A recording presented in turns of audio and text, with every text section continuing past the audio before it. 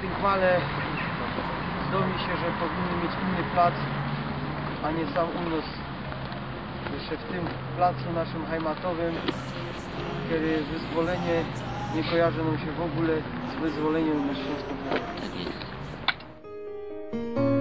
Es duftet nach Kuchen und Kaffee. Wir lauschen ihren Worten, ihre Tränen sind nicht zu übersehen. Wenn sie von Opa erzählt,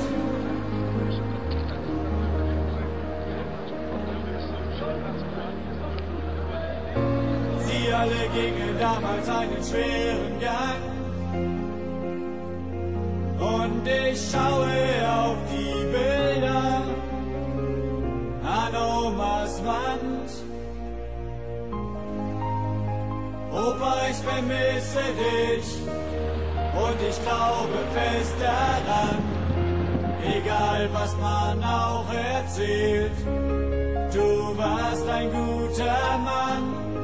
Die Oma sagt, du warst ein Held und gab sein Leben für das Land.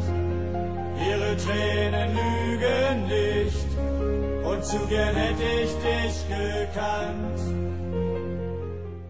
To szczególne miejsce, w którym w trakcie działalności obozu w 1945 roku zginęło prawie 2000 osób, a szacuje się, że może nawet więcej. Ofiarom tych tragicznych wydarzeń, nawet jeśli przeżyły, często przez całe życie nie wolno było o tym mówić. Ludzie ci nie doczekali się też żadnego zadośćuczynienia za krzywdy swoje i swoich bliskich.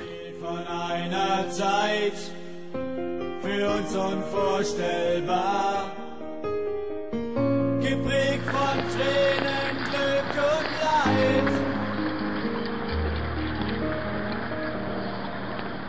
Und immer wenn sie Opa sagt, klingt ihre Stimme seicht und warm. Sie schließt ihre Augen und sie fällt schlafen in meinen Arm.